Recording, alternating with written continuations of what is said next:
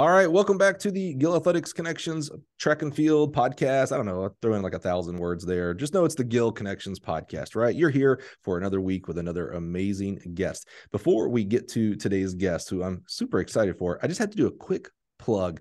We are taking the show on the road. So on December 12th, that's next Monday. Holy crap, I just realized that. From 5 to 7 Denver time. I think they're mountain time, which kind of makes sense, right? We're going to do a live recording of the podcast at the USTF CCCA convention. So how do you get involved? One of two ways. If you're going to be at the convention, come down to the vendor area, to the Gill Athletics booth between 5 and 7, and just sit down with me. We're going to do just rapid kind of interviews every 5 to 10 minutes. Just have guests come down and sit down. We'll have some fun questions and some serious questions, and just do that until people stop wanting to be on the podcast.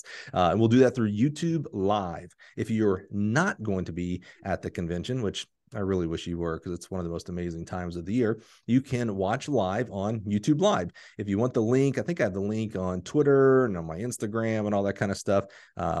YouTube.com/Gill Athletics. You'll be able to find it there as well. Would love to have you participate in the audience there for a live recording of the Gill Connections podcast. Okay, that's enough of a commercial. Let's get to our recording right here today. Not live as you're listening to it now, but I'm doing it live right now with the assistant coach from the University of Hartford in Hartford and beautiful Connecticut. Help me welcome the wise, the wonderful Mr. Connor Green. Connor, how are you, sir? Great, Mike. How are you doing today? You're in Connecticut and I'm in Illinois, which are both cold climates, and it's November. I think it's a high of 70 for me today. I have a feeling I'm better than you because it's Connecticut, so I just assume it's always snowing in Connecticut. How are you doing? No snow yet, which is great. And we'll knock on wood, because sometimes we get some pesky snowstorms at like the end of October. But there's some frost on the ground for sure. But it is what it is. For an Alabama boy, any cold is not good. And I married a Chicago girl, so it ain't like I'm not going anywhere. I tried one time early. So I got here in 06. I want to say it was 08. So I'd gotten my first winter and it was terrible. And I think I was in the middle of my second one. And I went to our CEO and I was like, hey, David, I was like, I need you to see this vision. Gill Athletics, Jacksonville, Florida office. 16 years later, I'm still here in Champaign, Illinois. It didn't happen at all. It's weird. It's like it's centrally located or something for convenience. Right. Well, actually, quick history. So Gill Athletics was started by Harry Gill, right? So Gill Athletics, who was the head coach at right here, the University of Illinois. So I think this is fascinating and really speaks through our DNA even today in 2023 that it is 2023, right? No, 2022? 2022. Almost. It is 2022. Almost. See, I'm already for next year. But Harry was the head coach here at the University of Illinois and started the very first NCAA championships for any sport. So obviously it was track and field, but there was no tennis national championship, football, baseball. There was none of that. He got everybody together and said, hey, why don't we like score this out as like a national meet and have a national champion? Harry Gill started that thing, man. Isn't that amazing? That's pretty incredible. It is incredible. I had the opportunity to be at the NCAA, like the head office last year down in Indianapolis. And I'm surprised I didn't learn about it there. I was full of history, but no, that's pretty incredible. I love that place. Did you go and look for like your alma mater in Hartford on the? I know exactly where. Yeah, I went to the greatest university in the world, Troy University. So I know exactly. Every time I go there, I know exactly where my Troy emblem is. Man, of course, it's awesome. I love it. Well, Connor, let's learn more about you. I really appreciate you being here today. We love just talking to coaches around the country on all different levels and of all different ages and stages in their career. For you, at some point, assuming that you were an athlete, coaching switched in your mind. It went from something that happens to you, coach would tell you to run laps or throw this or go lift here, right? To maybe some point it changed and it was like, oh, wait a minute, like I could be the coach. Like that's an actual profession. Where does coaching begin for you? So I'd say for me, I'll use the term athlete lightly, throw the quotations up there. I was an average distance runner, nothing to write home about. Was fortunate enough to run a year in college, but it was one of those things where I don't know if you've ever seen D2, the Mighty Ducks. Oh yeah. Okay, yeah. So, classic film, and stick with me here. At one point, there is a scene where basically, Charlie Conway, one of the main characters, is like, he's like, Coach, you know how I always said like I'd be a better coach than a player? And I don't know what it was about that one line, but that one line like really, really resonated with me. And it was one of those things where it's like, I was an okay runner, but I always knew that coaching was something I wanted to do. And around like, I would say my sophomore, junior year of high school was around 15, 16 years old. I think it was something that I had really decided like, yeah, this is what I would like to do after the sport. Now, where does that come from? And what I mean by that is, did you have a coach that was really instrumental for you during that time? Because that's fairly young. I mean, I had a 10-year college coaching career, and now basically I'm a track coach advocate is what I do now in my career, right? But I can't say that at 15, 14 years old that I even thought, like I had no clue how coaches became coaches. I probably just assumed everybody was a teacher, to be real frank. Even in college, I probably was like, oh, they probably teach. Where did that come from at such an early age that you're like, oh yeah, this is kind of what I'm digging here? So it's funny that you mentioned the teacher thing. I think like many coaches, and kind of fitting in with that stereotype. So I had wanted to be a teacher. I had a sixth grade teacher who was very, very influential on my life. I actually wrote like my college essays about him and like the impact that he had. Shout out to Mr. Kenyon in Charles Wright Elementary School. But it was one of those things where I always knew I wanted to be involved working with kids at all ages. I would say that was probably the only type of job I've ever had is like a camp counselor or, working in a daycare or, coaching or anything like that. So I always knew that helping kids kind of grow and develop and, like see their potential was something I always wanted to do. And it obviously wasn't until I was older that like I kind of connected those pieces, but it was something that was kind of always underlying them there. Even we used to do this like fun run with the elementary school kids, and it was just something as simple as like me leading them, doing like a half mile like on a trail behind the school, just as like a fun run for them, and just like seeing how happy and excited they were, like just those little moments, kind of helped kind of solidify it. I was very fortunate to also have some pretty great coaches that helped kind of guide me down that path. I'm always interested in bigger than life people like you're describing, Mr. Kenyon, yeah. Kenyon. Because, we have a lot of people, especially as young adults and young people that come in through our lives, right? You had many, many teachers, you had many coaches, maybe bosses at your, different jobs through high school and things like that. But Mr. Kenyon obviously sticks out to you. What did he do? How did he make you feel that, like, even today, you're like, oh yeah, Mr. Kenyon, shout out. Like, dude, if it wasn't for you, I'm not sure where I'd be. What was it about him? I got to be honest, it's funny because I had his wife the year before as a teacher, and they were both just those quintessential teachers that, they're just doing their job. Like they're just being who they are, just caring about their students and just watching. I was very passionate about history and everything as well at that age. And like just him nurturing that, like, that interest and that curiosity within my education, where it's like I don't know. I was kind of always one of the students that was in between. Like I wasn't a bad student, but I wasn't a great student. And, a lot of times those kids kind of fall through the cracks, and just being able to get like that little extra bit of support and motivation and, guidance was just really, really critical. And it was something that I obviously appreciated, but it was something that I realized later on that I was like, that's why I like coaching so much, or that's why I like, training people and everything, because it was that exact experience that has kind of helped guide and shape the way that I kind of live my life. I believe a lot of coaches want to have that type of influence over their athletes, right? To be a good role model. And so, hearing the words of how you describe him, like, that's why I want to talk about like influential people like that. Because it's like, oh man, someone's listening going, oh man, I'm missing the boat. But here are the words that you described using for Mr. Kenny there: caring, nurturing, guiding. Like those are like really good principles for us to like double down on as coaches if we want to have even more. We already have an abundance of positive influence over young people. So hearing those kind of words and what they mean to you is like that to me is a good like primer of like, oh man, you want to be a better coach. It ain't always in the X's and O's. Sometimes it's being better empathy and being better caring and being better guidance for young people. So I appreciate that. I was just it was interesting when you said Mr. Kenyon, your face kind of changed a little bit of, just like a flood of fond memories kind of hit you, I think, when you said his name. So that was interesting. I appreciate sharing that. So Yeah, absolutely. what, as you go through high school and you say you're an average runner, now here I'm going to push back a little bit. And not knowing at all of what you ran time wise, and you don't have to tell me at all, it doesn't matter, but I'm going to push back at being just an average athlete, because you then also said you ran at least a little bit in college. I've seen too many athletes, and I was a track athlete myself, who had no shot at running college and was a mid-distance kind of hurdle kind of guy.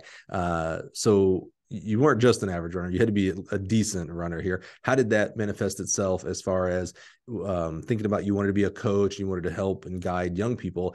How did you choose college, and what did you go in as a major?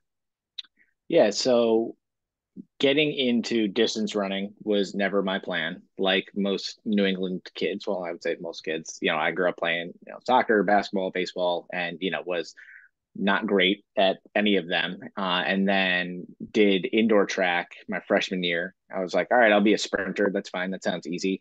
I didn't know anybody in that group, but I had a buddy who I'd played soccer with, that he was going out for distance. So, we're out there that first practice, and I think we had to do like a 3 or 4 mile run.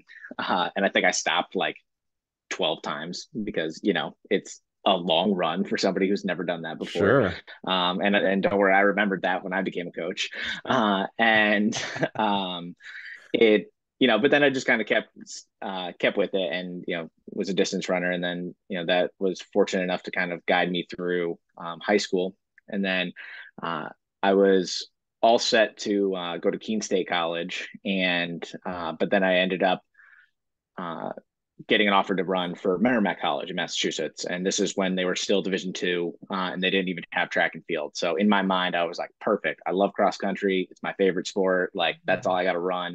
It was going to be great. So I was going to go there, study history and secondary ed, and, and then, kind of follow in the footsteps that I thought were going to be laid out for me. But, so far at this point in the story, it's going well. Yeah, I feel like there's a cliff we're about to there's a little bit okay. of a cliff, but oh, it's good. okay. That's what makes good stories. I'm excited, Yeah. Connor, because you've lived through it. So that's why I can be excited about. It's like, okay, something's bad about to happen, but good news, he's here with me today, so we're all good. I'm curious. It's something, I almost point blank said I was not a distance runner. And what I mean by that is, I played football, I ran track, but I also did cross country during football. We had no structure. So we needed a cross country team. So I was a lineman, an offensive lineman in football. God. And then on a couple of Saturdays, we would run across, run 3 miles, through 5K or something like that. And in Alabama, the state meet, at least back then, wasn't all comers as well. So you didn't have to qualify like through a regionals or anything. So we'd run at states. I ran at state every year, but it's like, but I stopped. That's how bad. I mean, I was in football. We didn't train. It wasn't like I was doing football practice and then would go run miles. No, I just did football practice and then see you Saturday after the game, Friday night, all beat up from the game. I was going to say, I could barely get my linemen to do, warm-up laps sometimes. I couldn't even imagine getting them to run a 5K. As much as I was a starter, I started my last 2 years. As much as I weigh now, I wish I weighed that much back in high school, because I'd have been a much, much better lineman. I remember one time, this is terrible. So we're playing our rivals, and I'm starting to right guard. So it was my junior year. And this guy, the right defensive tackle. So, not the guy lined up on me, but on the other side, we're waiting for, the ref to let us to, get down and snap the ball. And the defensive tackle looks at his defensive tackle and goes, "Wait, that guy is who you're up against? You should be killing that guy." Talking about me. I mean, just right there in the middle of the game, he's like, man, "You should be killing." I was like, "Wait, is he talking about me?" Oh, I was like, "I'm right here, man. Come on." I was like, "How rude, dude." That's some psychological warfare. Yeah. Yeah. And it wasn't like I responded, but like, "Oh, I'm gonna," I was like, "All right, look, man, I'm what was I, 170 probably back then." I was like, "I'm just trying to survive, bro." We're just trying to get things done. Okay. All that to say is, it's interesting. You said going to Merrimack, you're like, oh, that's kind of my jam because it's cross country only. I don't have to worry about track. Those were my words. You didn't say that, Yeah. but you loved cross I mean, country. but it's true. Yeah, but it's interesting um, because I've never heard, and I think never is the right word. I try not to use like real definitive hard words, right? Because it's rarely true. Um, but I don't know that I've ever heard of a distance runner that says, "Oh man, I love running the 5K on track, but phew, that cross country stuff is for the birds." An 800-meter runner has said that for sure, but I haven't heard very many, track distance guys. Why do you think that is? So one thing that had kind of happened to me, and we're talking about things that kind of happened in our lives, but in high school, I was diagnosed with ADHD, as well as like a couple of like anxiety things. But the ADHD diagnosis really kind of brought like my whole life prior to that and after it like into focus, literally. And it was one of those things where the reason I loved cross country so much is because it wasn't repetitive. It wasn't, it wasn't just lap after lap after lap. Um, my mind wanders quite a bit, and cross country allowed me to kind of go into that basic just zoning out and just wandering through the woods, but while also running fast. And it was just something I always really loved. I still love obviously being out in nature. I'm a basic millennial. I love hiking and all that stuff. So it's just something I always enjoyed, and it really kind of pulled it into focus. I didn't have to count. That was always a great thing. Mm. Indoor track in New England, well, anywhere, counting laps is the worst thing ever. That makes a lot of sense for a guy who, I would not call myself having been a cross country runner, even though I ran. There was air quotes there for sure. Cross country meets. Like I love the philosophy of cross country. Like I love the team aspect. There's always a team score. There's always you're going for a team level as well as going for the individual championship and all that kind of stuff. There's that intra squad competition of who's going to be the fifth runner, the fourth, the sixth. That changes from time to time. What I don't like about cross country is it's hard to watch the whole race. That's my problem. That's That's why it one was of, fun being in the race. yeah, no, that's a good point. Yeah. But see, for me, I'd had to like, well, then that means I got to run, and that's okay. I'll just give me the results, and I'll see what it's all about. So, but it's interesting. I do think cross country it is special. It's different. It's always a team thing. It seems like where track is not necessarily always a team thing. So it's just always interesting when the distance runner says, "Oh man, I love cross country, but track." And I never thought about the counting laps and the repetitiveness of it, right? Because with cross country, at least you got some stimulus. There's different, Exactly. boulder, the woods, you're in a Oh, a pack. new tree. Yeah. Yeah, new tree. You run by the parking lot. Oh, there's car. With the track, it's Yeah. like, oh, yep, here's what was the 10K? 25 laps, is that right? Mm-hmm. Outdoors. Yeah. Here's another lap. That's what this is. Oh, the same official. Oh, the same lap counter. Yeah. It's I had to count laps for one of our girls at Bucknell last year, and me and one of the other distance runners that was helping me, it was like we were losing count of like how many laps, and we weren't even the ones running. And it was just it's one of those things where it takes a special person to be able to put themselves through that. So, and when I can fully admit that wasn't for me. when you So hear about a race, which essentially means the official and the athlete has to take some responsibility here, but they run a lap short, or something like that, or they ring the bell short, and people just go nuts. And I'm like, man, that's a human. Like I have a lot of grace yeah, for that. I was like, that person was trying to count 25 200-meter laps or whatever the race is. I'm like, it rarely happens. That get all up in arms if it happens at every race. When it's once a season or even twice a season, it's like, oh, the process is working. Most people are able to do this, and some poor person made a mistake and feels worse than any of us, by the way, yeah, that they made that mistake. Okay, so let's get to this cliff, man. yeah. I'm building up the excitement here. You go to Merrimack, you're going to run cross country, you're going to study history and Mhm. secondary education. You're like, oh man, I'm set. This is where I'm going. I'm going to be a high school teacher and track and cross country And coach. coach, yeah, All I, right, so I was fully ready. And then basically school wasn't what I thought it was going to be. mm, As somebody, and once again, it takes years of reflection and learning more about yourself to kind of realize this. But in the moment, it was just I wouldn't go to classes sometimes. I didn't do well. I didn't have, the same kind of structure that I had had previously where I had found success. And, it wasn't the fault of my coaches or anything like that or anybody around me. It's like at this point, I'm an adult and, the choices I made directly impacted, the things that happened. So I didn't have a great GPA. It was like 2.7, 2.8, something like that.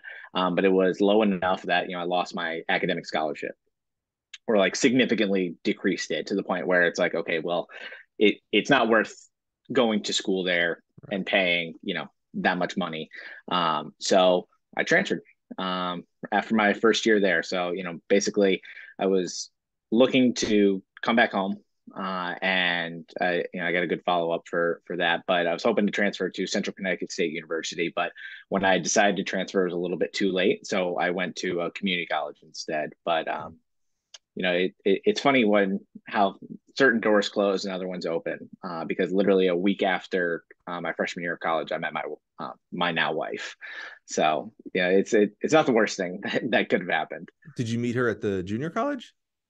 No, so my buddy's sister, we had a minor league baseball team that was pretty popular, and my buddy's sister was singing her like middle school choir was singing the national anthem. He was like, "Hey, you want to go?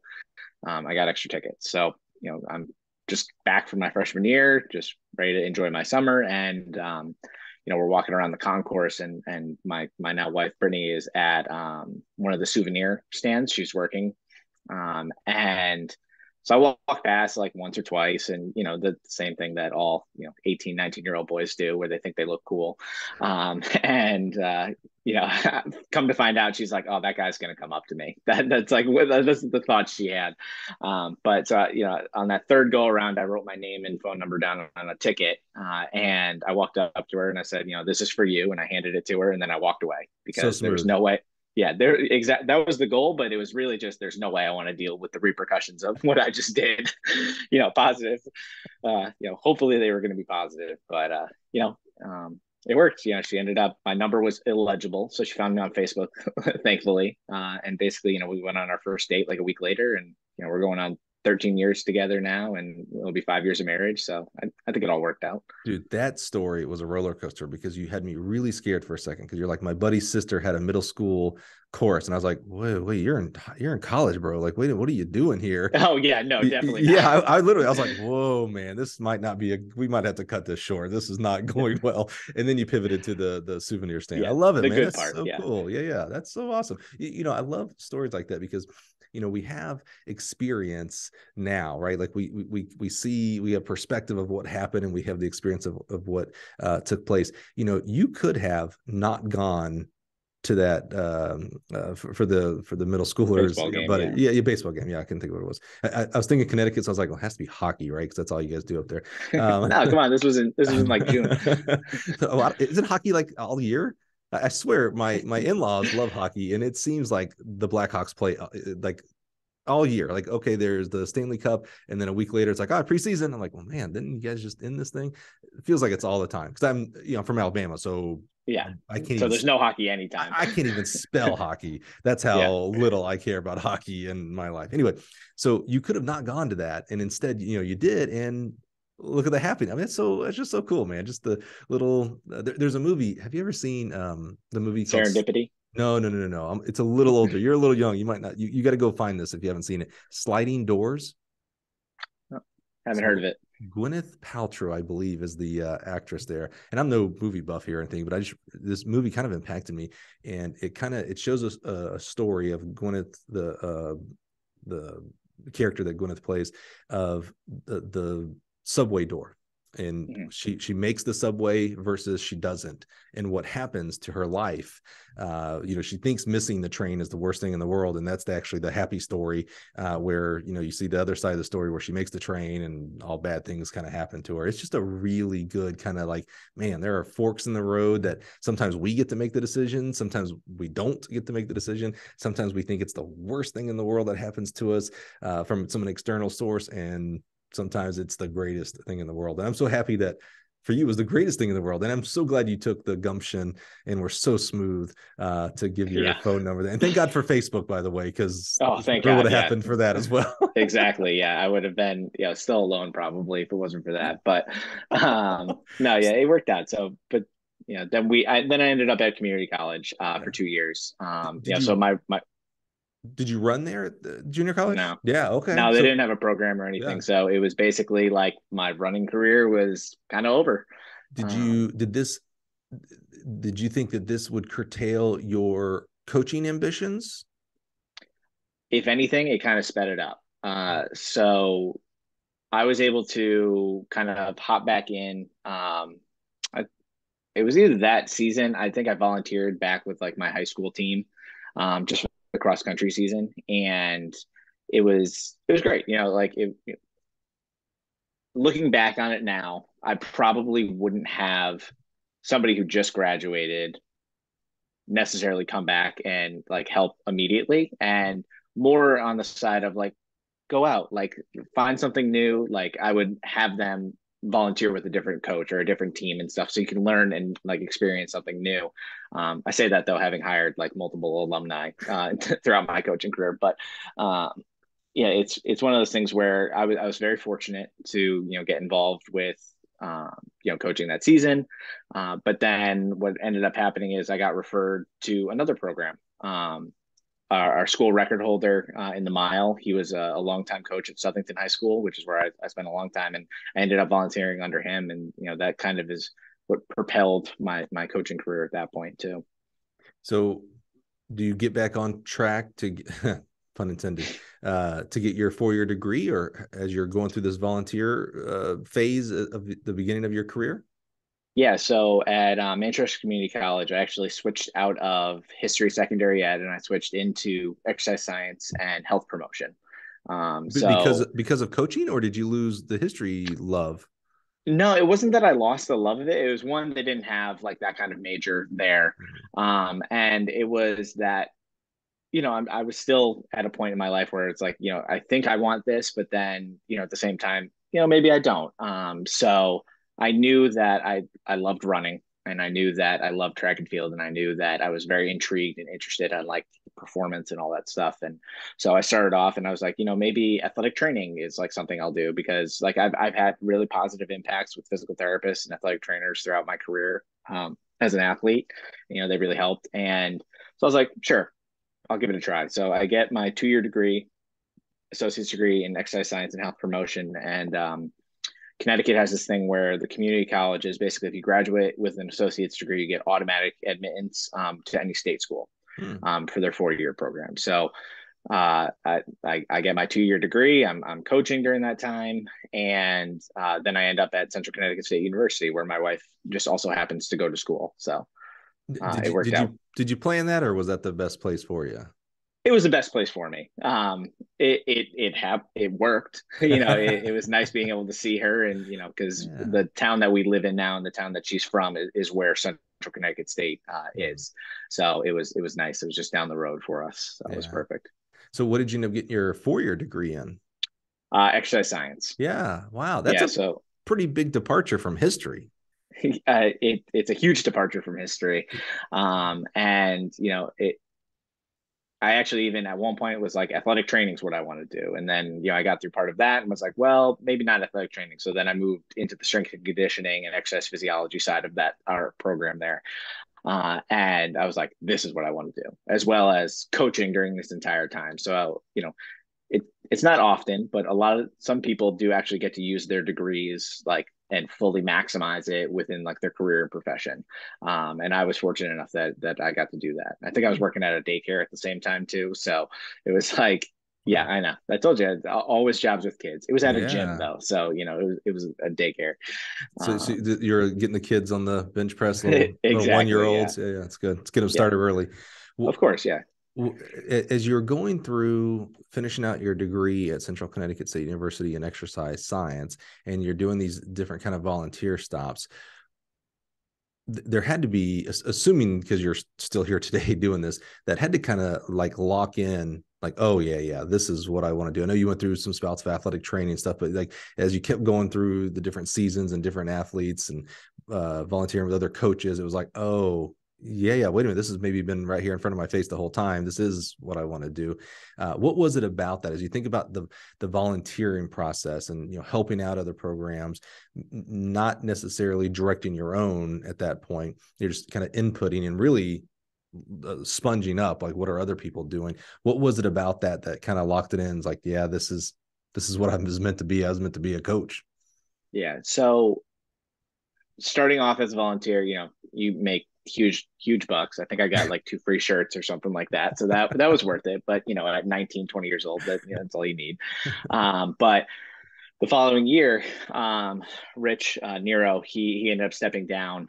He got promoted within the school district, and, you know, he'd been a coach there for like 20 years. So he was just taking time for him and his family and stuff. So a new head coach had come in, Dan Deschelet, and, you know, Dan is going to be a lifelong friend of mine. And but uh, he was the distance guy. You know, he had run at Georgetown. He had coached at UNC Greensboro. Like he was the guy. Like he was ready to go. He had taken a hiatus from coaching, but he was coming back into it. So they didn't need a distance guy. They needed sprints, jumps, hurdles, anything else, anything but distance. So here I was now in track and field, and it was like, well, you've got a degree in exercise science. You'll figure it out. And that's what I got thrown into. So in like 2012, 2013, I started, you know, I was a paid position, but I started coaching the sprinters and the jumpers and the hurdlers. What, some people would say, no, sorry, that's not me. I run miles. I don't know meters. Yeah. You know, that was a terrible distance to sprint comparison. That's all right. That's right. right. That's where I went with it. What is it about you that you kind of accepted that challenge? Well, where does that come from?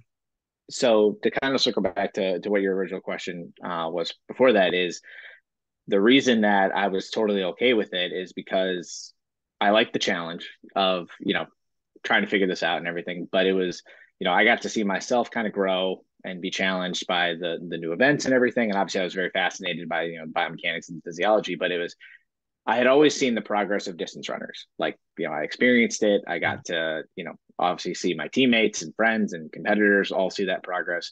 But now I was in this whole new event group, this whole new world of, okay, what is, like, you know, getting better in the hurdles mean, or what is getting better in the sprints, the 400, the, you know, the long jump, high jump, all this stuff. And I found something out very, very important about myself. Well, a few things. One, I can't high jump at all to save my life. That's an important lesson to learn early absolutely. in life. Two, I am not brave enough to pole vault. And Amen. three, that seeing the development of these speed and power athletes from freshman year, sophomore year, junior year, senior year was huge. It was something like I'd never experienced before. And just like seeing all the different variables that could go into like seeing that progress and being a part of that progress was something that like just it hooked me instantly. I couldn't imagine being in a different event group now. Did you do any formal coaching education at this point for those events? And what I mean by that is, you know, you have an exercise science background, and that's well and good. That's extremely important to have to help with writing out your workouts and things like that. But you were not a sprints jumps coach undergrad, right? That doesn't exist. No. If it ever did, man, that'd be amazing. So I'd probably go back to school. Right. Yeah, exactly. Right. So you didn't, you know, you don't have experience of, you know, what speed workouts look like and what, you know, extensive tempo and things like that. And we definitely don't get an X's and O's here, but you seem like a guy, you said you'd like the challenge. So normally for people that I know who like to be challenged, they then therefore like to go learn to overcome whatever that challenge is. What any kind of professional development? Yeah, tons. If anything, if you ask my wife, way too much. But you know, really kind of right out the get-go, I did, you know, the USATF level 1. And it was, you know, it was good. I will say, like, it in my something that I learned from my dad is that you know, research is your best friend. So he's the kind of guy that, like, if they got to buy a new car, he's doing like 3 months worth of research. There's scribbled notes everywhere. I mean, shoot, they could be buying a new blender and it would still be 3 months of research and, all the digest magazines and making sure everything is like the best it could be.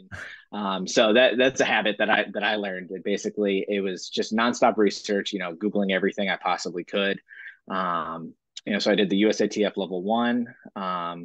Lateef Thomas, who I know has been a guest on, Yeah, shout out to Gill he Connections alum. Yeah. exactly, yes. His complete track and field stuff, was pretty critical to my early on like sprinting career and everything.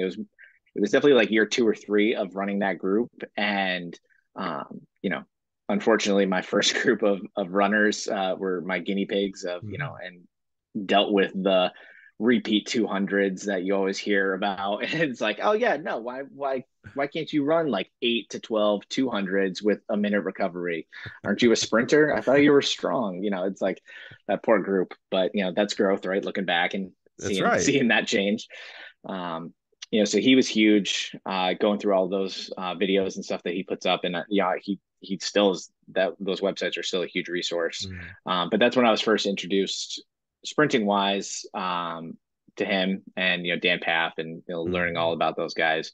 And then I did a jumps video because I was also working with the long jumpers and high jumpers and stuff. And that's when Boo kind of came into the fold, into my knowledge, where like everybody, I had no idea how to pronounce his name. And I was like, okay, but that's fine. I was like, listening to his videos and stuff, I was like, man, this guy really knows his stuff. And so I did a bunch of those. I think USTFCCA at that point had started their like courses as well.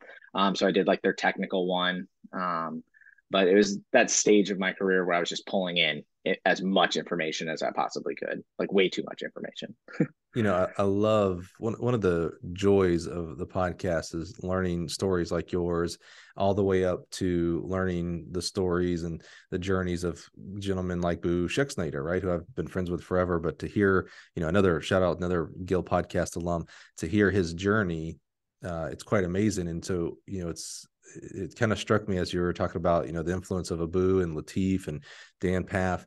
One of the joys of my life here as the podcast host is I was able to kind of represent guys like you to Boo. Like I told Boo, I was like, hey, I represent thousands of people that will never be able to say thank you, that will never, they just don't want to be able to find you, or they just don't have the nerves or whatever to say. I was like, I represent a lot of people that you've changed our lives. You changed for me, changed my coaching life. So, and I think, and I wonder sometimes when I'm telling like a Boo that, I wonder if he's just like, that's really nice because it's being recorded, whatever, Mike. And it's like, here it's like, oh wait, no, actually, Boo, look, I'm recording a guy. I represent this guy. When I told you, Boo, what an influence you have over people because of the way you teach and everything. And then of course Dan Paff, which I think I might let the cat out of the bag here on your episode here, Connor. So Dan Paff, who was Boo's mentor, which blew me away. I had no idea about that. Dan is actually, so you're kind of getting inside knowledge here, Connor. Dan is going to kick off season 4 for the Gill Connections podcast. So January 2nd will be our first episode of season 4. That'll be a Monday, of course, because that's when we publish our episodes here. And Dan Paff is he's the guest, man. So if you like, God, I don't have to follow that. Yeah. You're the warm up leading up to it. Yeah, that's fine. That's fine. Yeah. So if you named 3 incredibly amazing gentlemen, but to me in this sport, amazing teachers. So Lateef Thomas, again, if you haven't listened to his episode, please go back into the archives and look up for Lateef Thomas. He's amazing. Boo Schexnayder rose quickly and has remained our number 1 episode ever. So 180 something episodes, and Boo is not only number 1, but let me tell you, there's a gap between number 1 and number 2, and number 2 is amazing, by the way. So so it tells you what Boo. And then the great Dan Paff will be January 2nd, 2023. God, man, I really don't know what year it is. That's quite amazing. That's it. It's that time. It's that time where we just lose track. Well, and so our fiscal year is October 1. So we're in, we're recording in November. We're into our 2nd month of our next year, 2023. So we say 2023, even though the calendar, yeah. So, and I'm not that bright. Again, I went to California. So Come or I on, went, that's see not true. how terrible. I just said I went to California. I went to Alabama. My wife just left from California today. I'm a wreck today, Connor. All right, look, my wife left me for the Well, you got the weekend. kids to take care of. You got to go Exactly. to work. It's a lot. It's hard when Amen. the superstar leaves. You know it. She left today to go visit her brother and his wife in California. So she's gone until Sunday. So, we have a almost 12-year-old and 9-year-old. And I looked at her and I was like, so it's my responsibility to keep them alive? Because that's what you've been doing. That's like, you really, Did you leave notes? yeah. I was like, you either really, really trust me or you're not as smart as I thought you were because you're leaving them with me. So not good. All right, let's Let's get go with back. the trust. Yeah. Yeah. Well, I don't know. Again, sometimes we've been married for, going on 14 years, 13 years now. And every day I'm just like, wow, you're still here. Like, that's amazing. It's so nice that you still want to be with me. It's great. Yeah. All right, I have a Connor. feeling. No, go ahead. I cut you off. No, I was gonna say I have a feeling that I do feel that way, and I have a feeling that even after 14, 15 years of marriage, it's probably gonna feel like that even more. So You just sit back sometimes and you're like, man, you continue to trust me to be together after all these times. It's because we, at least me, I just do dumb things. So yeah. uh I All right, try back to, to track. yeah, let's get back to track. All right, Connor, thanks. I'm all over the place. I'm I doing a know it's all good. terrible job with you, Connor. Please forgive me. We're going It's to do better fantastic. here as we move forward. Okay, so I lost track. Where are we? I know you're coaching sprints and hurdles and jumps. Where are we? What physical So place? Southington High School. Thank you. So that's where I spent 8 years there. And I Wow. was fully set on being there for forever. And, Um, and concurrently teaching physics or chemistry nope, or nope, no teaching or anything like that. I never ended up getting a teaching degree. I think from like 2015, 2015 to like 2020. I was a personal trainer. So I was working at a gym. yeah. And so that was my day job. I would train clients from 5 a.m. to 1 p.m. and Mm-hmm. then I would have like an hour for lunch and then go to practice from 2 to 5. Now, Um, I did similar. I was a personal trainer at a gym in Chicago and coached high school track in the afternoons. And that's its own, like, that's an interesting career path. I mean, you do that for quite a while too. Was there ever a thought like, hey, this is really why I went to go study exercise science? I'm going to be a personal trainer. so I got to be honest, general population was fun. And obviously I worked with some really great people, but it just didn't challenge me enough, because a Mm-hmm. lot of the commonalities that came into the people that I were dealing with, it was the people that just were not active. So it was just getting them more active. It was people that were getting a little bit older and they needed more flexibility, more strength training. I did have this one client for a number of years, and then even after I left this current gym and I started my own business, I continued to train him. And this man, he came to me at age 70 and was acting like he was the frailest old man ever, but Rick Lawson, that's his name. Don't forget it. He's an incredible man. He plays like 36 holes of golf a week, walks every one of them, and he does it. He's been doing it every year since he was like Wow. 30. Wow. But he challenged me because typically when you get a client that's in their 70s, your first thought is not going to be all right, heavy deadlifts, squats, all that stuff. At least it shouldn't be. It's usually like mobility, flexibility, Mm-hmm. general strength training, probably dealing with some arthritis and stuff. But he came in and I swear his legs did not exist in this plane. They belong to the gods. He was the strongest man I've ever met. He could leg press like 400 something pounds, no problem. Deadlift, we got up to 300. This guy pushed me as a coach and a At trainer. 70 years old? So for his 74th birthday, he wanted to deadlift 300 pounds. So we worked our way and we got him there, and he did it with immaculate form. Like at no point was I worried for him. At no point was like my boss worried of like, oh man, this guy's gonna hurt himself. Like, he was doing lunges with like 50-pound dumbbells with no problem. Like if I had film of it, he would have been trending on on TikTok and Instagram and stuff, you know, like you always see those people. He was a That's machine. amazing. Those are Yeah, the unicorn type of people. exactly. It also kind of makes me wonder. It's like, oh well, are all people supposed to be like that at 70? Like in just in general, you talk about general population. Are we just like normally like, oh, I'm old, so I'm gonna sit on the couch. I'm 46 and I sit on the couch, so I I'm couldn't. 31 and I sit on the couch, Yeah, so I get man, it. this is Yeah. amazing. So that didn't kind of spark the juices, so to speak, but coaching and interestingly, coaching things that are outside of your natural realm, meaning you are a distance runner by trade, and here you are doing sprints and jumps and hurdles. Yeah. So like I mentioned, you know, general population was fine, but it was really like that was my paycheck. Coaching at the high school at Southington and working with the athletes and stuff. That was my hobby. That was my passion. That's what I loved. And like, you know, yeah, you get a little stipend at the end of the year or whatever, but you know, that basically just went to loan payments for school. But that's where like my mind was really challenged. And you know, like some people do Sudoku, like my wife's notorious for that. She just does like Sudoku and puzzles and like for like 30 minutes every day. Wow. And for me, it's how can I tinker and make my coaching better? How can I make the workouts better? Like, what can I learn from? Like, and that's what I was truly, you know, really passionate about doing. I was fortunate that my boss at the time, she was really, really open to bringing students in and athletes in and stuff like that. So during the summer, I would run like an athlete camp and everything out of the gym, and you know, because why wouldn't she want more people coming in and you know paying money and stuff like that? But it was great because I got to you know continuously work with students even though we were out of season. So it was great.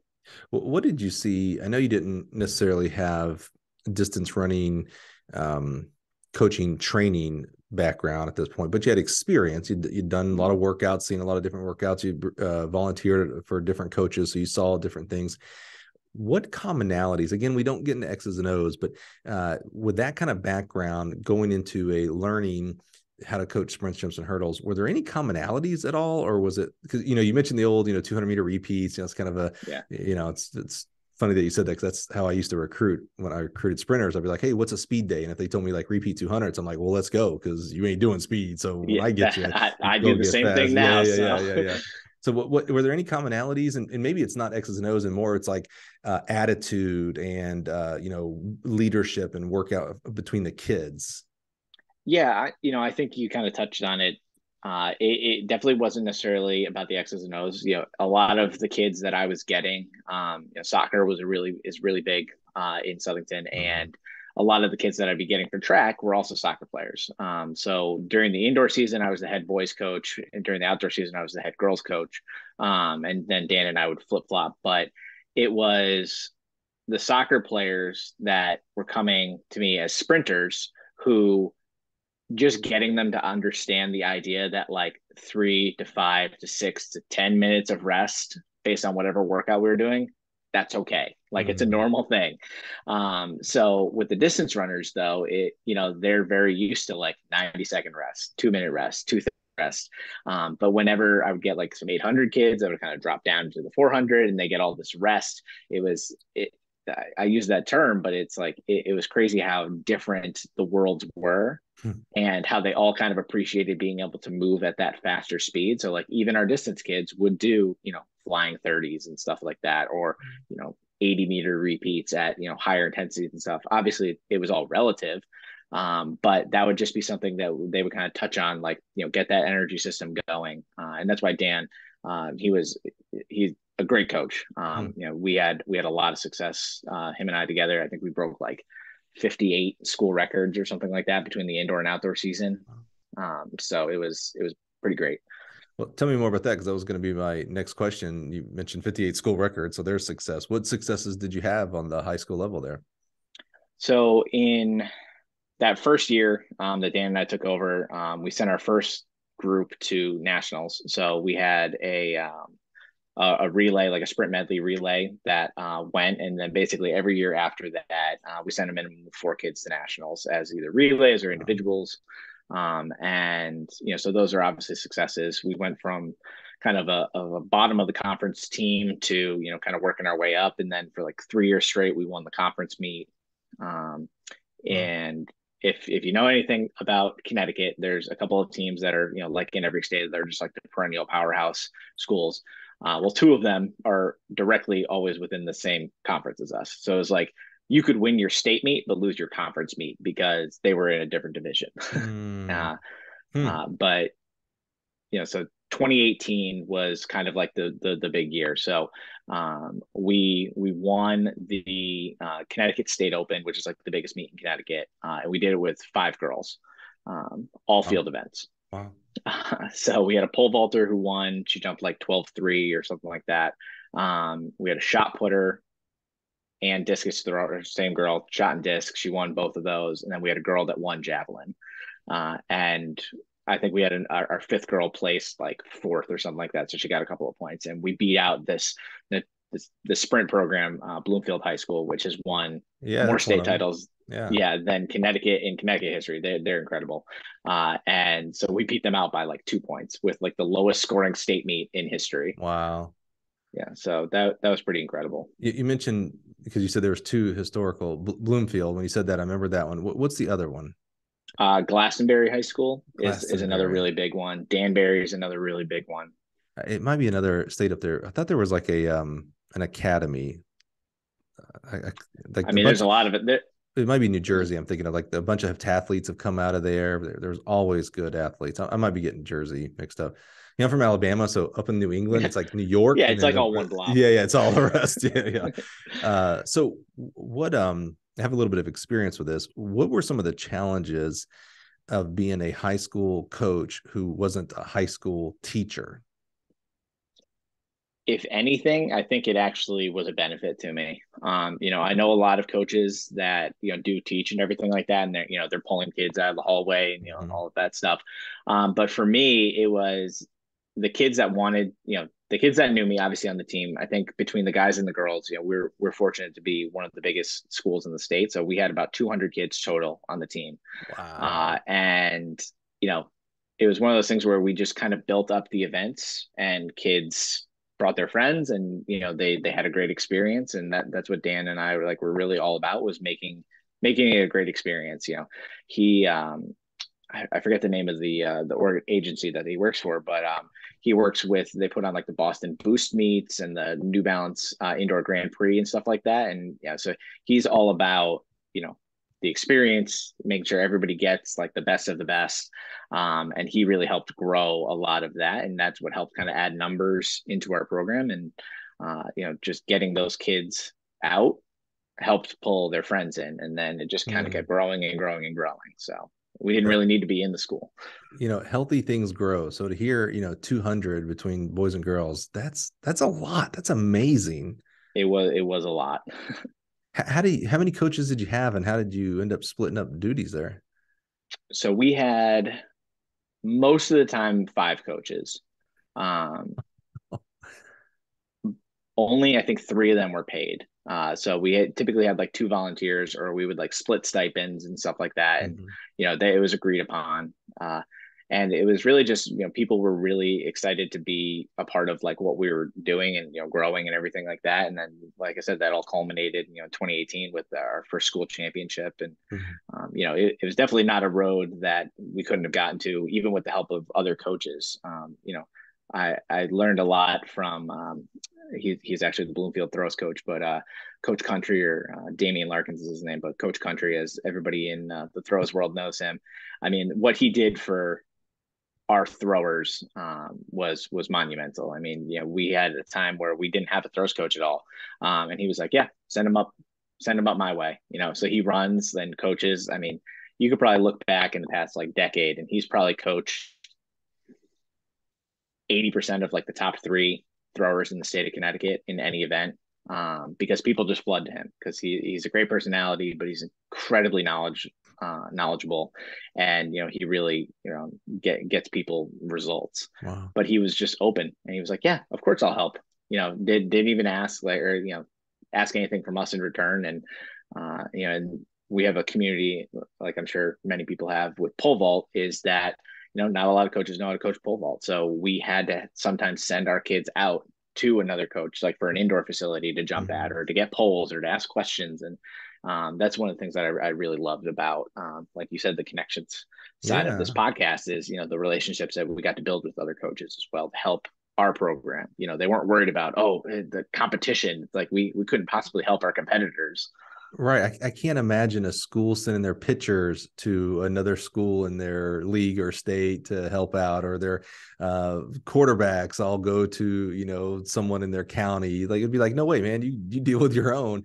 Exactly. Yeah. What selflessness that those, Coach Country and some of the pole vault people and others, I'm sure, expressed to help out, not just you, but other schools and kids as well. Oh That's yeah. quite amazing. Yeah, no, it's pretty great. I mean, I think one of the benefits of Connecticut being, a smaller state is that, there's only a couple of venues that are hosting meets and Mhm. stuff like that. And, so we're all constantly there and we're always seeing it. And, at the high school level, which and honestly at almost any level, it's not about us, right? Like it's about the athletes.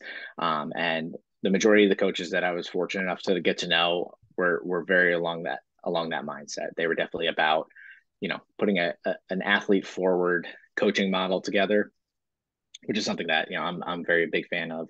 And it's been great. That's amazing. So, as you are having the success in high school and you're doing it for quite a while here now, not just a 1 or 2 year kind of thing, uh, thoughts of coaching college, or were you on just a good path and just wanted to keep coaching high school?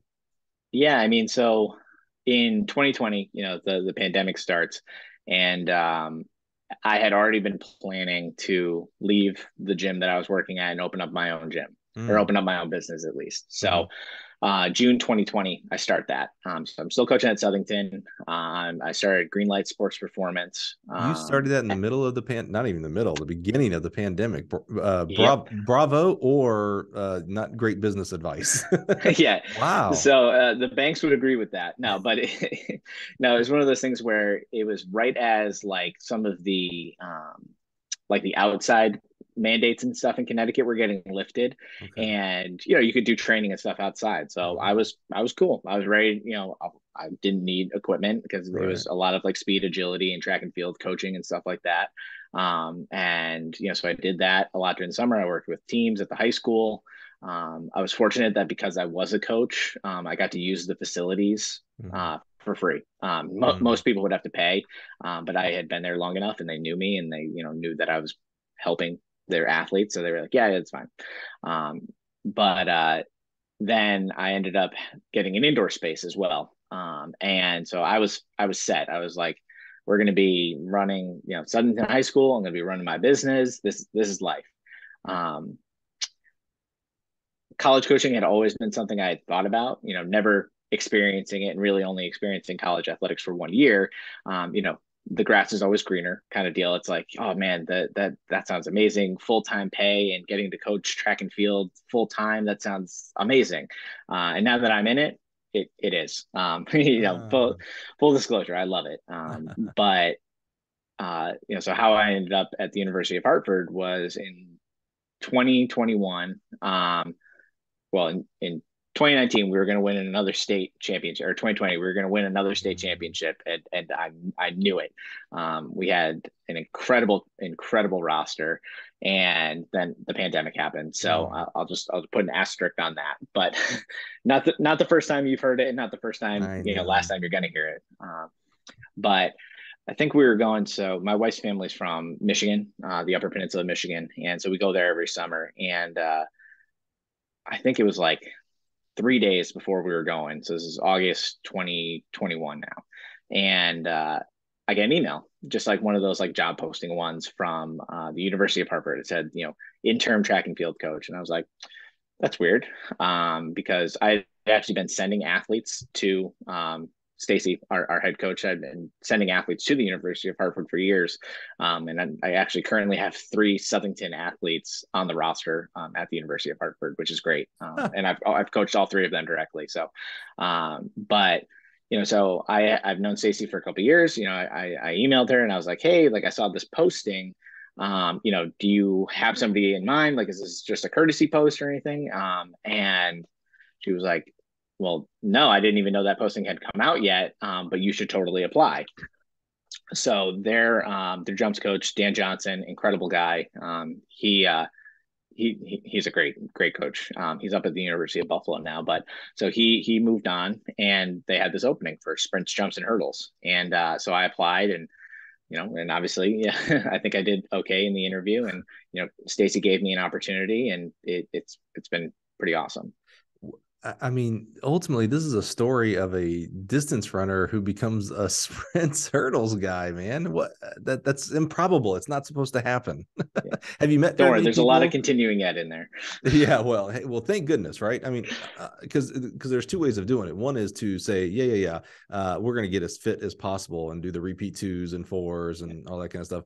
And then there's the I got to go learn this thing. So what are the resources out there? USATF, USTF, CCA, Altus, etc. So I'm very glad you took the latter path. By the way, Yeah, definitely. so are your athletes, but by the way, they're the ones that are really benefit from it. Have you met, as you finishing up your first year, going into your second year of college coaching, have you met many people like you, people that were distance runners who are now successful sprints and hurdles and jumps coaches?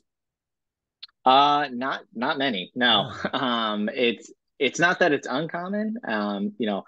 There's always that stereotype of like the distance runner that turns, coach and everything. But I have found that, at least in college, a lot of the coaches, that's what they did in college. That was their background that they followed. They then went like the GA route or the volunteer coach route and kind of kept going. I think that there's absolutely people out there who, learned and grew and, learned in those events and everything. I think that like most head coaches, I would say probably know at least a little bit about every event group, right? Really, that's what I would expect. And having gone through like learning how to coach sprints, jumps, hurdles. I was actually our throws coach at Southington for the last 2 years there. Wow. And not to toot my own horn, but we were pretty good. Had a bunch of really really good javelin girls. We went top 3 in the state 2 years in a row. And so I learned all the events, and so I was like, well, it would only make sense to learn more about all the events. So I did like the multi specialist. I did the throw specialist certifications through the USTFCCA. Altus has put out, like you said, some incredible stuff. I mean, they cover every event group, so I've done all of those, and I don't feel like me not being in that event group as an athlete has limited me in any way. So we're going to play both sides of this coin. Let's start with the fun side. So there's many high school coaches out there that either want to coach college or, and I mean this sincerely, think they want to coach college. We'll get to that part on the other side here. What have been some of the, as you said, you went into your second year here, what have been some of the positives? Like, man, I did not know X, Y, and Z was going to happen. This is amazing. What are some good things? Not saying that, high school is lower, just, the transition from high school to college. What have been some just, really positive things that stand out to you? I think group size is definitely one of the biggest things. And, like I said, we had like 200 kids at Southington, but my group now, sprints, jumps, hurdles, we have about 30 kids. So, working that used to just be like the short sprints group, like just one group. But now, now it's all of them. So I'm able to actually like really give better feedback, which is what I've always like strived to be able to do, more personalized workouts.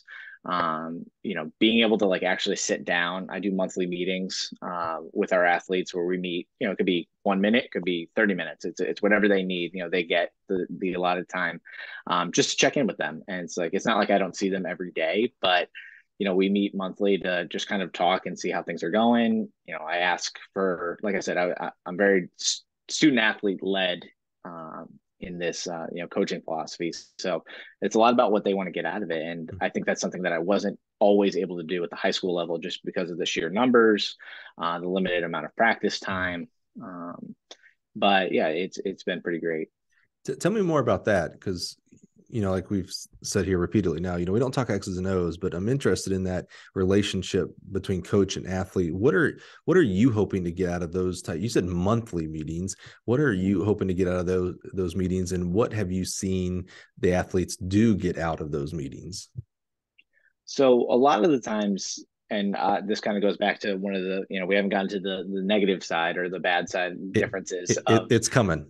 no, I know, but this kind of leads into it is that these student athletes are in a completely different world than where they were even from freshman year to senior year of high school, right? Like, so freshman in college, senior year of high school, completely different. So my biggest thing, especially with our freshmen, is, do I want them to, perform well athletically? Of course, like, as a coach, of course, I want that for them. But, I want to make sure that they're eating, that they're sleeping, that they're drinking water, that they're going to class, that they're, making friends, that they, aren't homesick, because when all of those things are taken care of, the athletic piece comes. And I'm not worried about that. But I think a lot of times they come in with this notion of being so overwhelmed because of the transition of moving on your own schedule, harder classes. I mean, just my freshman, a lot of high school warm-ups and stuff typically aren't that long. Our warm-up could be, 40, 45 minutes sometimes, depending on the workout. And that alone gassed some of these kids like day Sure. one.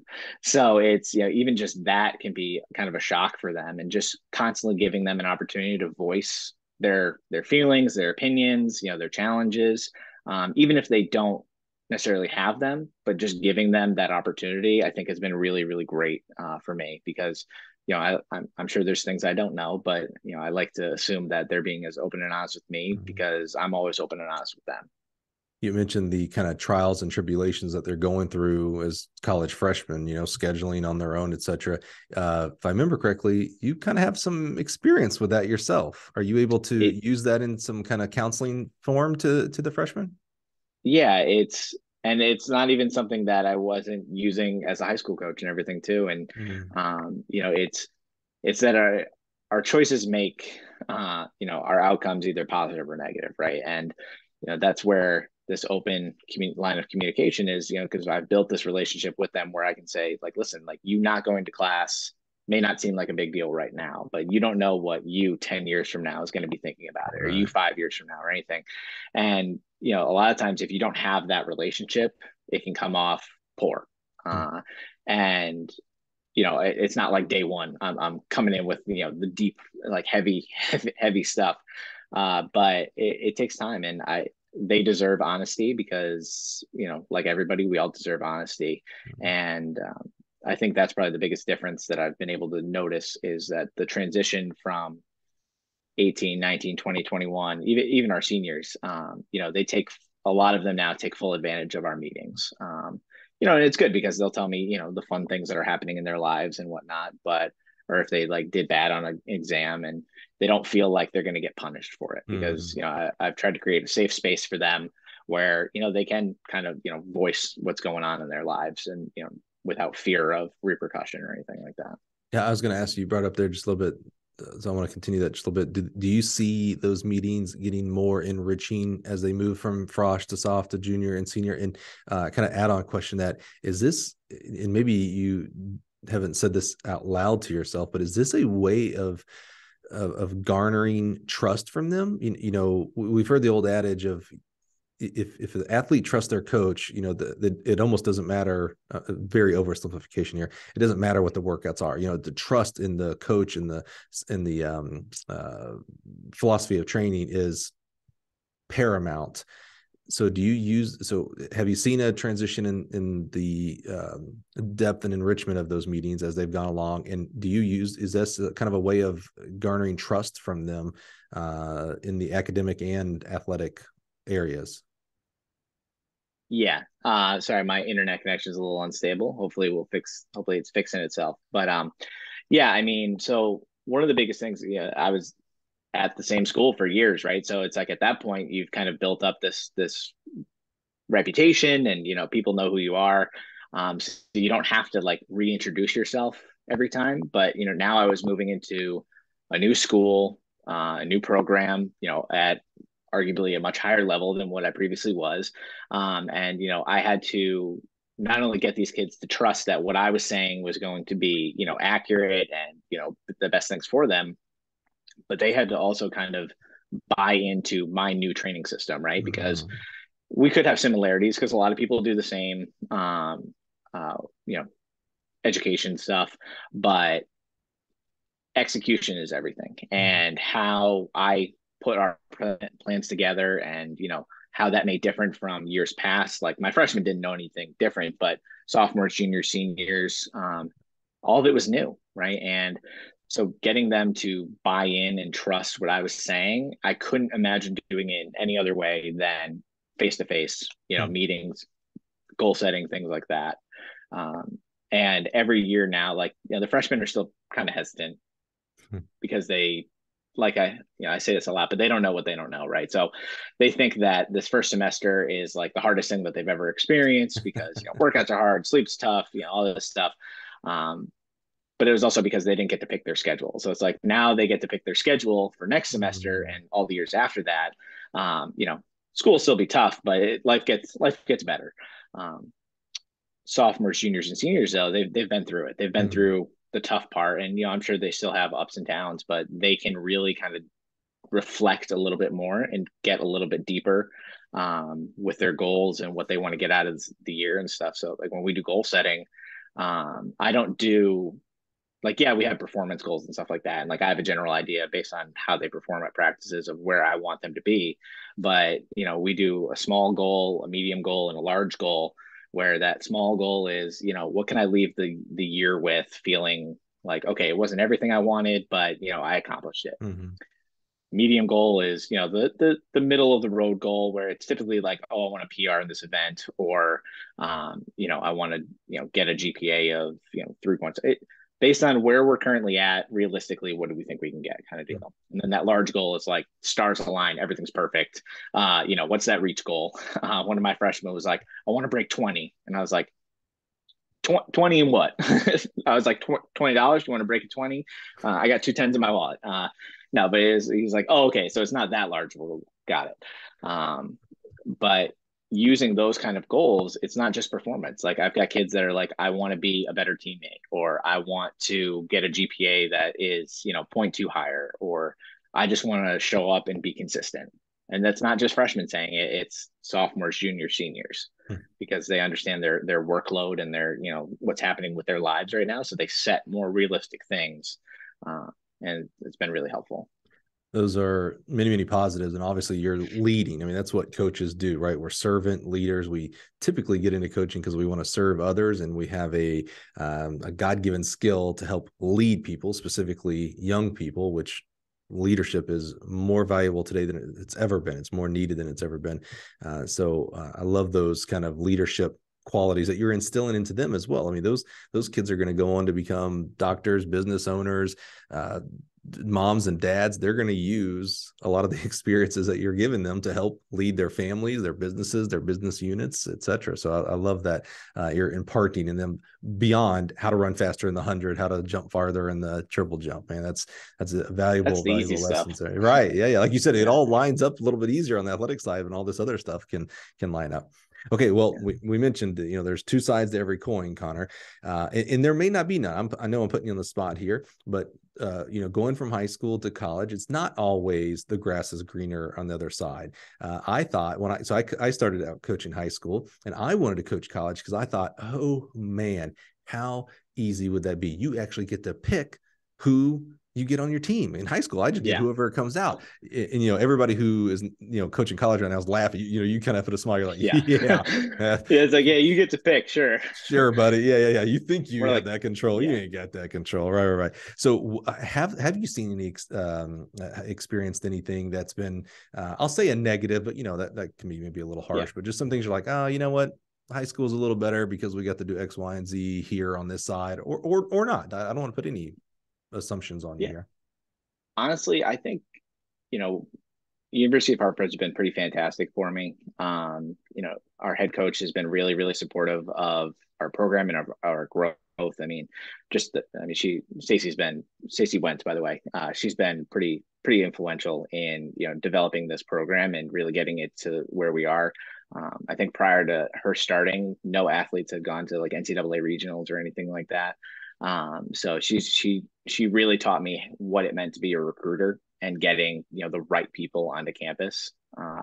And The challenge with that though is, like I said, I'm a very relationship based person.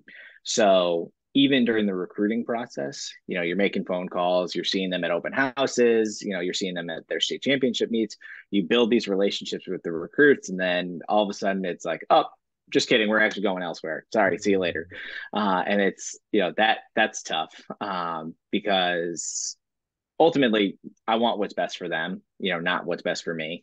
And, because that was the mindset I always had with my high school athletes, is I was always trying to send them to the place that was the right fit for them, athletically or not. And, so I kind of keep that same mentality with our recruits. And once again, I'm open and I'm honest. Like I tell them, I'm like, this is what to expect. This is what it's going to be like for you. And like, if this is a place where you feel like will be a good fit for you, awesome, we'll take it. I got no problems. But then we say we get them, and as life happens, people leave the team. I was a prime example of that. And we have some pretty demanding majors at our school. We have a couple of radiology, a couple of music programs, we have prosthetics and orthotics. A lot of our engineering programs are really, really tough, and schedules just become almost impossible. So the hardest thing I think for me is that you build these day to day. You see them through their hardest moments of practice. You see them through their successes, and then they decide, listen, I can't do this anymore. School needs to come first, and like, you can't be upset about that, because that's what they're here for. So losing that day to day relationship can be really, I would say, probably the hardest thing that I deal with on a day to day. Yeah, not many kids are transfer, even though we publicize the ones that do, and it's usually like in a basketball or football, but not many kids are transferring out. If you have a kid as a freshman, they're probably going to be there as a senior. And certainly in track and field, we have people that come in and decide, yep, okay, I need to be a baseball player, not a track athlete or whatnot. Yeah. But yeah, in college, for many, many reasons, you can have churn with those kids. And so being a relationship guy, I can see where that would be kind of, I don't want to say hurtful because I don't want to overstate it, but it's like, oh man, I wish Johnny or Sally had stayed. They were a good fit for our team, and we'd have been better if they'd have been here still. Yeah. And I am fortunate in the sense that, the kids that are no longer a part of our program are still on campus, right? So it's like, it's not that they were leaving because they didn't want to perform athletically. It's that, they were given these, internship opportunities, or their class load was too high, or like they have to do, like, because we have, like I said, the radiology and nursing and all those programs, like they got to start doing clinicals and stuff.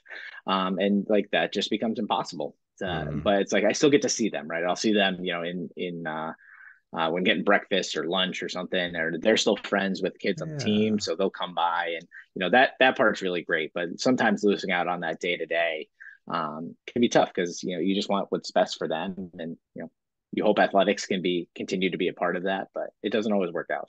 And no matter how long they're on the team, whether they're on the team for 1 semester or 3 years, and radiology, everything, life gets in the way, you've impacted that individual in a positive manner, right? I mean, think about, I love your journey of doing at Merrimack, and then grades and everything, so you had to leave, but that was an impactful year of you being able to run collegiately. Like, you got a ton of experiences, met some people. I have to imagine you probably maybe still have friends from even that 1 year, like of being at Merrimack, that you wouldn't have had if you would have gone somewhere else, or for 4 years, so it's good to have that positive impact. I love that you do that. My experience with people from California, I know you're not from California, stay with me on this one, Connor, is that people from California want to get back to California. I mean, I've lived all around this country, and everybody that I have met that are from California move back. I mean, it's just a given. There's this traction beam from California.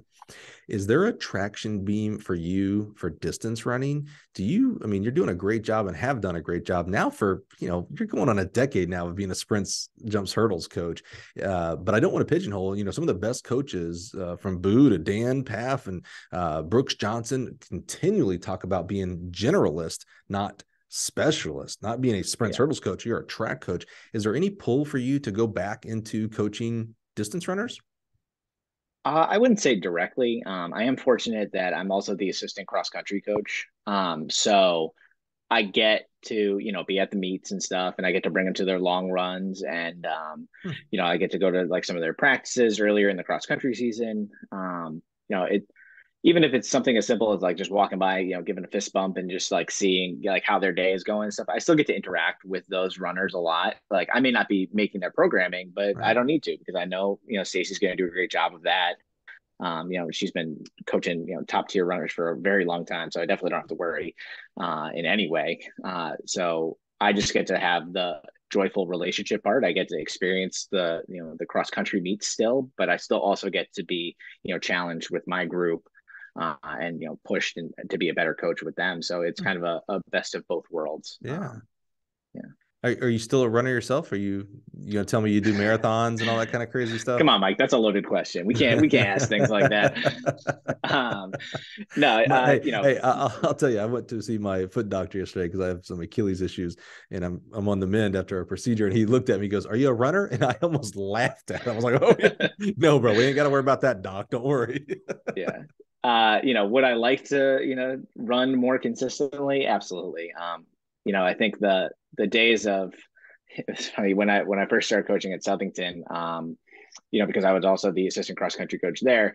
My goal was to train during the summer and to be able to run with like the varsity boys by the end of the season. But our team kept getting faster and faster, so that went from like varsity boys down to JV boys, and then from JV boys to our varsity girls, and then from varsity girls to our JV girls, which is great because they were progressively getting faster and whatnot. But it did not go well for my ego and where I thought my athletic career was potentially going.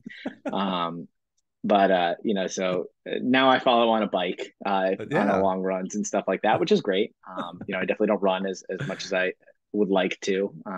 But I definitely can't get out. Like I said, I can't high jump, so I can't. Yeah, That's yeah. out. I can't be doing things like that at practice. I can get a good couple of demo reps in of what A skips and stuff should look like, but Yeah, yeah. for the most part, now we stick to a little bit slower lifestyle I now. love it. I love it. I love it. Okay, Connor, you've opened up a can of worms. I thought of something because of a thing that you do, and I'm gonna put you on the spot here. So I'm gonna ask the question, and then I'm gonna give a little bit of a diatribe, so to give you a little bit of time to think about it. So you mentioned with your athletes, I thought this was so cool that you guys sit down and do a small, medium, and large goal for the upcoming year, or maybe the large goal stretches over their career. If you got 3 years left, it's like, yeah, by the time my senior year, I would like to own the school record or whatever that large goal might be. So I'm gonna put you on the spot. I'd like to know your small, medium, and large goals. I don't know what parameters you put on it for the athletes. I'll be very wide with the parameters. They could be professional, they could be personal, they could be this upcoming season, they could be your career. I'll let you dictate where what avenue the small, medium, and large goals are. But I'd like to start out with small. What's a small goal that Connor Green that you have yourself? Yikes, Mike. This Yeah, is I'm good at this. I was gonna say this is rough. It's funny because the first person that ever like really got me into like this type of goal setting is our former athletic director, Greg Ferry. He is a guidance counselor now at another high school, but I still train his son. So he used to give me these forms to fill out like every week and stuff, and it's like it's crazy how much that can impact you. But he'll be very disappointed to know that I have not filled one out in a while. Yeah, So, see that's what I was yeah, thinking actually, Connor, because I was like, we do some things sometimes for our athletes and we don't do them for ourselves. And I'm not talking about, it's one thing you want your athletes to be fit, whether it's, if you're a distance runner or not, doesn't matter. But we don't necessarily have to be fit. I want you to be fit for your own health and things like that, yeah, but it's not a necessary.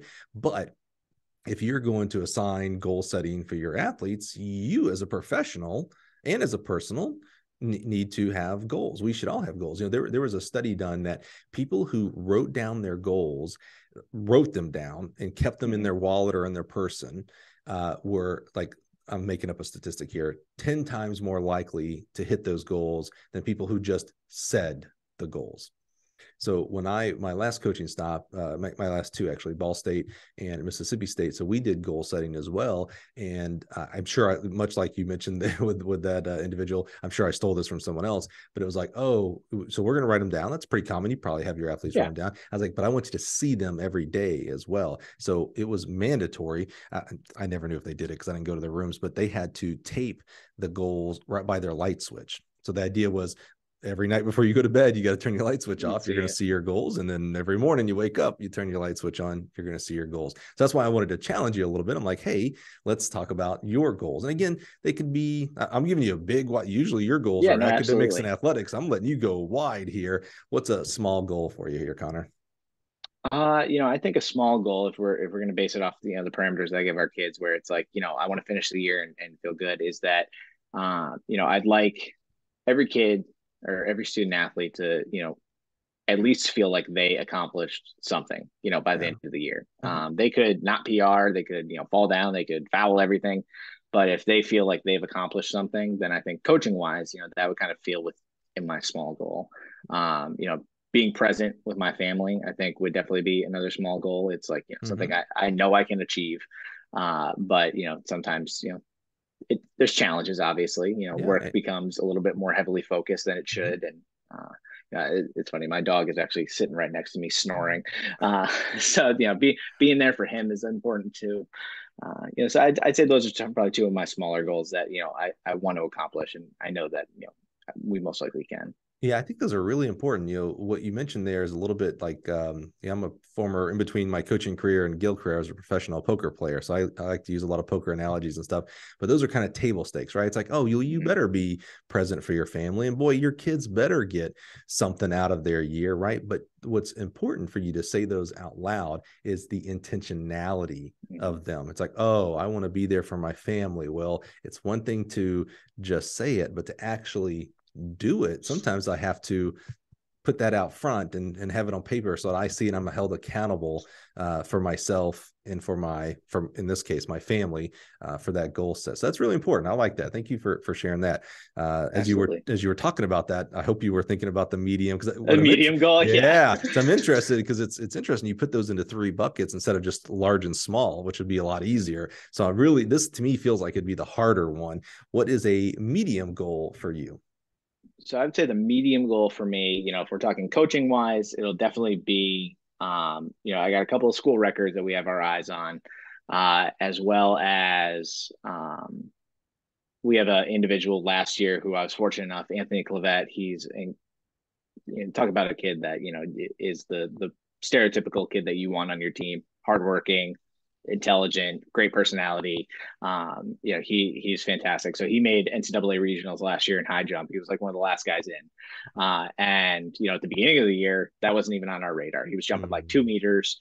And his PR at the time, I think, was only like 201. But we got him up to 208 indoors and then 208 outdoors. So going with him to the NCAA regional meet, I mean, that was crazy. And we could talk about that again.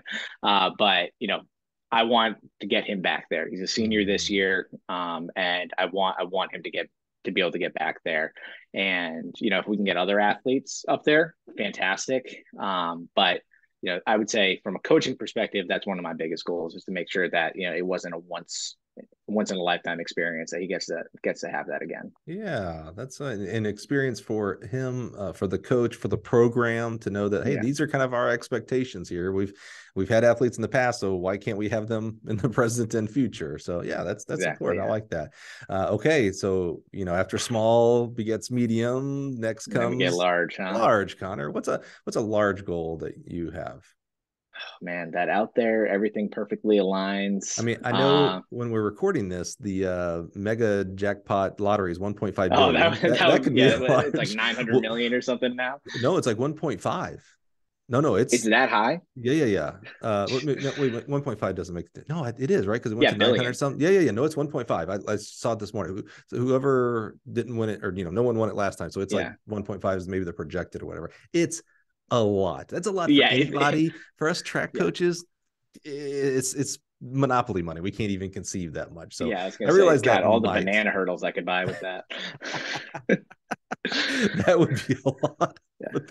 I love that you went there, not pole vault pin, not even a track. You didn't even go track. You went banana hurdles. I love it. Well, no, I would design something that can efficiently carry banana hurdles without. Yeah. Let me put this out into the universe. So actually, I'll give a plug here. Gabe Sanders over at Boston University, his assistant, and I can't remember his name. I'm so sorry. They created they built their own design. With like a discus holder thing, it's right? quite amazing. They did an Yeah. amazing job. And before that, we were already working. So we're working on a design. We just haven't priority list, but we are going to. I told my R&D guys, like, I know this seems small. I get it. I was like, but this is a big hassle in the Yeah, coaching world. It's that and basically power hurdles. spaghetti string. Yeah, right. It's basically Yeah, spaghetti strings all together that they got to figure out how to unhook to have practice. So they do it all the time, by the way, too. yeah. Okay, besides All right, winning so the large goal. lottery, besides buying a bazillion banana hurdles, what is a large goal for you? I think a large goal for me is, just to help get my student athletes to a level that they thought they wouldn't be able to reach. Mm. Some kids are notorious and are constantly dealing with injuries. I want to learn and be better so that that doesn't happen. Granted, the events kind of, constantly push that barrier and that boundary of injury and everything like that. But just learning, I want to learn more, and I know that is I have a master's degree and everything like that. So it's like I told my wife, I was like, well, I got all three. Like I got it, like you said, Pokemon, I got to collect them all, right?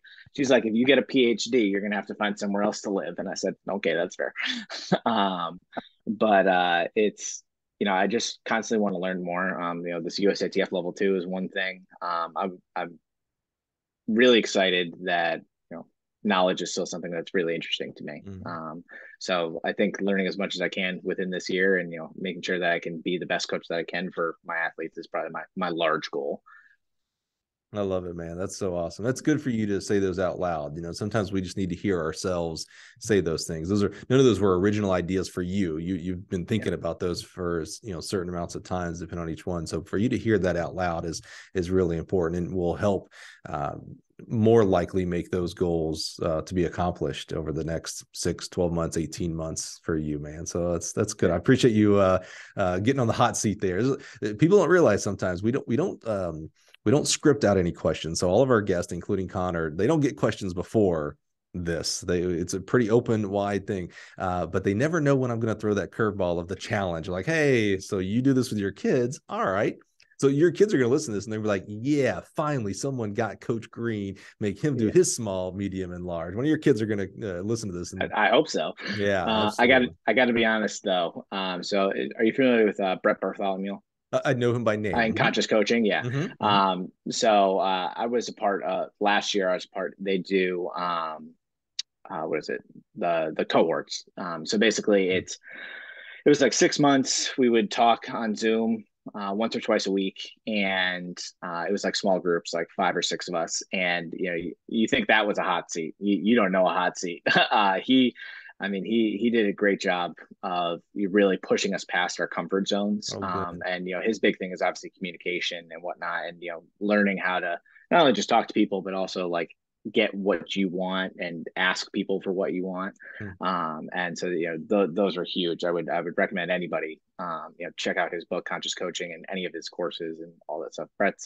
And his wife was a part of it, and it was an incredible experience that I think definitely helped shape my ability to hopefully talk and communicate a little bit better.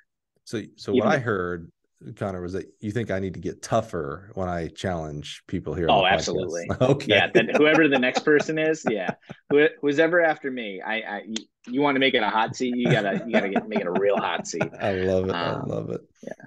Well, Connor, wrap us up here today. Tell us what's got you excited about, whether it's this season coming up or the next 2 seasons. What's going on there at University of Hartford? Yeah, I think that just seeing my athletes, coming into year 2 now with me, they've really bought into the weight room. They've bought into the recovery, to the practice. I just want to see them compete. And I know that performances are going to be better. And I'm sure there's going to be days where they're not, but just the energy that this group has is really exciting. And I just can't wait to get back into competitions and, really see them let loose. Isn't that exciting? I think we all collectively kind of took it for granted, and COVID, through all of its horribleness, there's no positivity out of COVID at all. I wish it would never have happened. But however, it did give us a little bit of like, oh man, like this can be taken from us at any minute. And boy, I really did enjoy competitions, and I really did enjoy the everyday, day to day on the track grind with my athletes in all of our events. So it really is something precious. So that is something to be excited about. That hey, you know what? Tomorrow we get to get on the track and have some practice, and you know what? Next week we get to go to such and such meet, and we have all these things to look forward to. So it's that is something special and precious. Really is. Yeah, hopefully Boo will also do some in-person coaching stuff, because I met Boo a couple years ago in at a coaching clinic and stuff, and I was fortunate that he actually remembered my name. And then when I asked him why, he was like, "Oh, you look like somebody from my hometown." So it's like, so I'll never forget your name. It's like, all right, that's fine. But I was fortunate to do a Zoom certification with him, but I would love to do some in-person certification stuff, because it's just different. Being Yeah. able to actually like have that even with the other people in class, just that dialogue and everything. So that's something else I'd be looking forward to. Yeah, 100%. I tell everybody, I don't care what you coach, what event. I don't care if you coach Tiddlywinks. If you're at a clinic or something and Boo is talking, and I don't care what Boo's talking about. If he's talking about weight room stuff, jumps, distance throws, it don't matter. Whatever you do and whatever he's talking about, you just go. You will learn something. It's quite amazing. What an amazing teacher. The gift, God gave him that gift of teaching, and thank goodness he got it inside of track and field for us. I mean, we are Oh, absolutely. God, man, spoiled. could you? Yeah, if he didn't leave football, oh man, what Right? that'd be terrible. I mean, right now he could be some football guy, and we'd be like, "Well, I wonder if that guy, he's probably don't know nothing about track." And thank Exactly. goodness Yeah. he's a track guy, man. It's quite amazing. Well, Connor, man, thank you so much. I say this at the end of every episode, and it really is. It's so humbling here for me as the host here at the Gill Connections podcast. The most valuable thing that you can ever give us is your time. You're busy. I know what coaches go through. I'm always amazed when anybody says, "Yeah, let's record." I'm like, I asked for 2 hours. I mean, we get after it here. And so I'm just so thankful for you, man. Your story, it's really interesting. It's different. That's what I love about each one of our guests is your story, your origin story is so interesting. No one would ever peg, I'm going to use my words here, don't take offense, a college dropout after their first year, goes to junior college, does not have a running career now at that point. By the way, is a distance coach and becomes this successful, school record breaking, producing athletes, coach in sprints, jumps, and hurdles, and now coaches on the college level and is doing such amazing things in Connecticut of all places. I mean, it's Hey, we're a powerhouse state. yeah, well, yeah. Hey, one of my best athletes, I'm pretty sure was from Connecticut. Does the name Glenn McFadden ring a bell? Yeah, Absolutely. he's Of Connecticut, course. right? Yeah. Yeah, He still Glenn, has school. He still has state records. where did he go? Not Glastonbury. What did he? No, he was from, I want to say Hill House, but I don't Hill, think Hill Hill House. House. Yeah. That was the Yeah. school I was trying to think of earlier. Oh yeah. Oh, Always has good the athletes and more, multis yeah, and Gary and Michelle Moore. You want to talk about two coaches that you should get on your is that podcast. I right? mean, yeah, they are incredible, incredible people. First and foremost, incredible people, but coaches, they know what they're doing. And even their kids are incredible athletes. I think one's at Kentucky and one is a freshman at Baylor this year. Oh wow. Oh, is that So right? yeah, yeah, Oh, incredible, incredible family. we're big fans of everybody, but our CEO was a 5-time All-American pole vaulter at Baylor, and every one of his Okay. kids, all five, went to Baylor. In fact, his fifth, the boy, is running cross country for Baylor and track and right now. So That's fun. he Yeah, probably they're knows both him. Yeah. throwers. Oh yeah, yeah. Oh, so he's with Yeah. Chewy. Yeah, yeah. I love Yeah. Chewy down there. It's awesome. Yeah, I'll have to look them up. Yeah, Glenn McFadden. I recruited him when I was Yeah. junior college coaching, but luckily he made his grades and went to Mississippi State, and then I followed on a Got couple him years there. later. And just what a track nerd. I mean, this guy, he knew every stat, I mean, it was impressive. He's 6'4", 6'5". He's a Yeah, I was tall gonna say he was joker. not a small guy. No, he used to get so mad at me because I'd have him do hurdle up and unders, and Yep. so he'd want to cheat and you just dip down. I'm like, no, And you got duck to under. drop your Yeah. hips, and he's like, look at me, coach, and I was like, look, man, that don't matter. You got to get down, Big Daddy. He was Exactly. I'm glad you loved said him. that. I'm glad you said that, because I got kids that are only like 5'10" that give me grief about it, and I'm like, guys, I've seen college linemen, 300 something pound dudes get through this hurdle, and they don't make them bigger. Like, They So I'm all glad want to you said get, that. they all want to give the excuses, and they all want to point to the short kids and be like, well, look, if I was 5'1", it's like, yeah, I'm sorry, you're Yeah. 6'5". I'm not Yeah. actually, because thank God you're 6'5". But to Yeah. get better, we got to get those hips open, Big Daddy. Yeah, man. I love it. Loved Glenn McFadden. Well, I haven't talked to him in such a long time, but that's my Connecticut powerhouse. Like, oh yeah, I know there's kids Perfect. that come out of Connecticut. Come on, man. There ain't Oh, no I mean, no shade thrown at Connecticut. an incredible program Hillhouse Yeah. has. Yeah, I'll have to look them up. That's awesome. That's a good recommendation. All right, Mr. Connor, man, thank you again so much. I'm so excited about this upcoming year for you, man. The high jumper, we're going to put it into the space right here. He is going to make it back Yeah. to regional. He's going to jump even higher. He ain't going to be the last man. He's going to be like 214. early in the season. 214. You He's heard going to me. have it locked up. Yeah. Absolutely, man. So again, thank you for your time. I'm just so appreciative of you and what you do there at University of Hartford and what you do for coaching track and field. It's really important. Thank you, Mike. I gratefully appreciate being on this. It was an incredible experience for me. Oh man, thank you so much, man. Hey, and for you listening out there, if you're listening during the week, this is weird, right? Because you could be listening to this, it could be 2029 right now, and you have no idea what I'm talking about. But next week, December 12th, we're going to be at the USTF CCCA convention in Denver, and we're going to be doing this live. So there's no outtakes, there's no editing. If I flub, well, I just flub. And so maybe you want to watch just because you want to see if I put egg on my face here. So if you are at the convention, come down to the booth, want to interview as many coaches as we can, 5-ish minute at a time, just have some fun. And then if you're not there, check us out on YouTube Live. If you go to youtube.com/Gill Athletics, you'll be able to see the link. You can actually hit like a little reminder button. So it'll remind you on December 12th when we go live. So hope you join us there for that event. And hope you join us next week when just to give more value here. We're going to have another amazing coach here in the track and field world and do it all over again. So join us then. All right. Thanks for being here.